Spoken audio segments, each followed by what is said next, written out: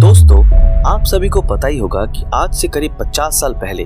Space में पहुंचने और नई नई खोज करने की जो असली रेस थी वो अमेरिका और सोवियत यूनियन के बीच थी। लेकिन फिलहाल समय बदल गया है और अब ये रेस दो देशों के बीच नहीं बल्कि दो बिलियनियर्स के बीच हो गई है। और वो बिलियनियर और कोई नहीं, एलन मस्क और जेफ बेजोस हैं। तो चलिए, क्योंकि इस वीडियो में हम बात करेंगे इन्हीं दोनों के बारे में और जानेंगे कि क्या सच में ये दोनों हमारी दुनिया को बदल पाएंगे। अगर एलन मस्क की बात करें तो उनकी सोच इस दुनिया के किसी भी आम इंसान से बहुत ही ज्यादा आगे है और यही वजह है कि उन्हें इस दुनिया का एक रिवोल्यूशनरी इंसान माना जाता है, क्योंकि वो भी अपनी थिंकिंग और बिजनेस आइडिया से इस दुनिया के सबसे अमीर आदमी की पोजीशन पर पहुंचे थे। एक तरफ जहां एलन मस्क अपनी कंपनी स्पेसएक्स की मदद से मार्स पर एक इंसानी बस्ती बसाना चाहते हैं, तो वहीं दूसरी तरफ जेफ बेजोस की कंपनी ब्लू ओरिजिन स्पेस में एक इंडस्ट्रियल बेस बनाने के ऊपर काम कर रही है। इस बात में कोई दो राय नहीं है कि ये दोनों बिलियनियर ही इंसानों के भविष्य के लिए लगातार काम कर रहे हैं और खुद के द्वारा कमाए गए करोड़ों अरबों रुपए स्पेस मिशन में खर्च कर रहे हैं, जो कि अप्रिशिएट करने वाली बात है। आप सभी को जानकर हैरानी होगी कि मार्स को कॉलोनाइज करना एलन मस्क का एक ड्रीम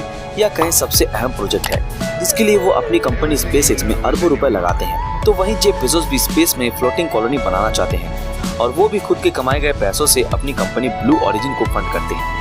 खैर, इन दोनों का ये प्रोजेक्ट आपको किसी साइंस फिक्शन मूवी की तरह जरूर लगेगा, लेकिन ये बात सच है कि दोनों कंपनीज ही लगातार इन प्रोजेक्ट्स को कारगर बनाने में लगी है। और क्योंकि दोनों कंपनीज के मालिकों के पास पैसे की कोई कमी नहीं है, इसी वजह से हो सकता है कि वो जल्दी अपने इन प्रोजेक्ट्स में सफल हो जाए। एलन मस्क ने साल 2002 में स्पेसएक्स को फाउंड किया था और तभी से वो अपनी कंपनी को नई ऊंचाइयों पर ले जाने के लिए काम कर रहे हैं, जो होता हुआ भी दिख रहा है, क्योंकि आज उनकी कंपनी दुनिया की सबसे बड़ी कंपनियों में से एक है। अब जब एलन मस्क की कंपनी स्पेसएक्स ने बीते कुछ सालों में इतनी ज्यादा ग्रोथ हासिल की है, तो उसके साथ एलन मस्क का ग्रोथ करना एक स्वाभाविक सी बात है। अगर मौजूदा समय की बात करें तो एलन मस्क की नेटवर्थ करीब 194 बिलियन डॉलर्स है, जो कि बताती है कि उनके पास पैसों की कोई कमी नहीं है। और शायद यही रीजन है कि वो स्पेस सेक्टर में लगातार ग्रोथ कर रहे हैं और नए नए मिशन लॉन्च कर रहे हैं। आज स्पेसएक्स की एस्टिमेटेड वैल्यू करीब 40 से 50 बिलियन डॉलर्स है, पर कई जानकारों के अनुसार ये कंपनी आने वाले सालों में 200 बिलियन डॉलर की कंपनी बन जाएगी। खैर, अगर आप सभी को लगता है कि मस्क की ये कंपनी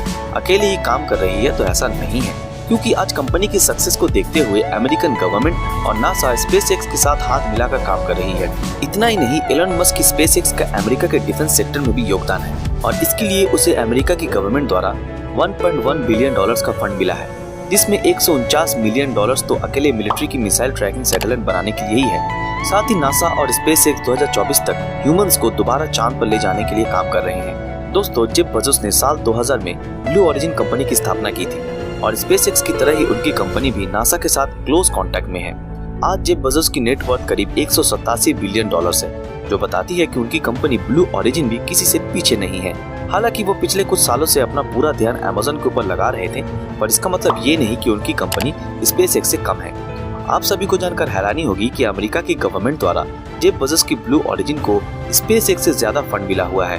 क्योंकि बिना ब्लू ओरिजिन के मून पर इंसानों को भेजने का मिशन अधूरा है। अगर हम स्पेसएक्स के मुकाबले ब्लू ओरिजिन को देखें तो जेफ बेजोस भी अपनी कंपनी ब्लू ओरिजिन में बहुत सारा पैसा लगा रहे हैं और रिपोर्ट्स की माने तो वो हर साल करीब 11 बिलियन डॉलर्स के स्टॉक बेचकर उसका सारा पैसा अपनी कंपनी को फंड करने में लगाते हैं। खैर, वो एलन मस्क की तरह अपनी कंपनी के सीईओ नहीं है, पर क्योंकि उन्होंने उसे फाउंड किया है तो वो इसके लिए बहुत सारा पैसा खर्च करते हैं। आज नासा द्वारा ब्लू ओरिजिन को 570 मिलियन डॉलर दिए गए हैं, जो कि लूनर लैंडर बनाने के काम में आने वाले हैं। इतना ही नहीं, ब्लू ओरिजिन को अमेरिका की एयरफोर्स से 500 मिलियन डॉलर्स मिले हैं, जिसे वो अमेरिका की सुरक्षा में इस्तेमाल होने वाले रॉकेट्स बना रही है। दोस्तों, ब्लू ओरिजिन को मिला फंड स्पेसएक्स से कहीं गुना ज्यादा है, पर इसका मतलब ये नहीं कि ब्लू ओरिजिन स्पेस की रेस में स्पेसएक्स से आगे है, क्योंकि मौजूदा समय के हिसाब से स्पेस की इस रेस का विनर एलन मस्क ही है, जो कि दिन प्रतिदिन स्पेस में नए नए मिशन को लॉन्च कर रहे हैं। अभी आप सभी के मन में ये ख्याल जरूर आ रहा होगा कि आखिर एलन मस्क और जेफ बेजोस दोनों ही ह्यूमंस को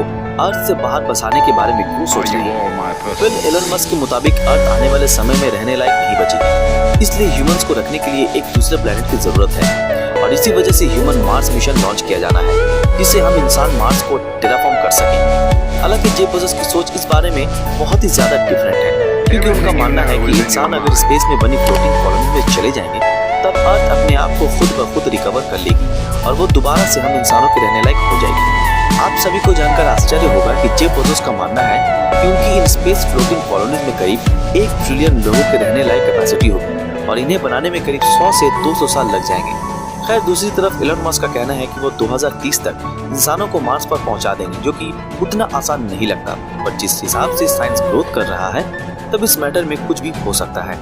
तो दोस्तों, ये थी हमारी एक और रोचक वीडियो। अगर पसंद आए तो वीडियो को लाइक और ज्यादा से ज्यादा शेयर जरूर करें, और जो लोग हमारे इस चैनल पर नए हैं वो हमारे चैनल को सब्सक्राइब करके बेल आइकन ऑन कर दें। तो फिर मिलते हैं आपके साथ अगले वीडियो में, तब तक के लिए अलविदा।